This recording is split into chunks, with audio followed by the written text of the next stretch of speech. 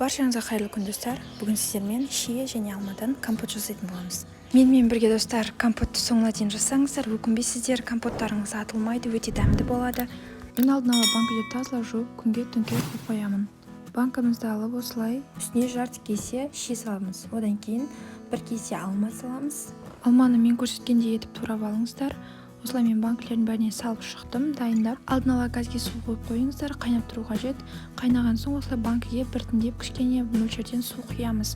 Егер бірден құятын болсаңыздар, сынып кетуі мүмкін. Барлығына құйып болған соң крышкалардың бетіне қойып, жарты сағат немесе 20 минутқа қойып қоямыз. Достар, менде осындай крышка бар. Бұмен суын төгу өте ыңғайлы. Егер болмаған жағдайда өзінің крышкасының басына қысып тұрып төгуге болады. Мен көрсеткендей осылай суын қайттан ыдысымызға құйып аламыз. Газге қойып қайнағанша күтеміз. Қайнаған кезде қайттан келіп құямыз. Достар, осы аралықта банкімізге шекерімізді құйып аламыз. Мен 2 литрлік банкіге 400 грамм шекер салдым. Көз мөлшерімен 2 стакан шекер болады. Неге достар, біздің суымыз қайнады, осылай қайнауы керек. Енді осыны банкімізге қайттан құятын боламыз. Неге достар, түсі өте керемет қызыл болып шықты. Шекері де өте керемет болады, қышқыл болып қалмайды.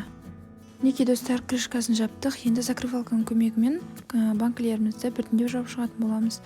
Бірінші осылай үстіне қойып, қатты үстінен басып, осылай жайлап, бұрап, айналдыра беретін боламыз.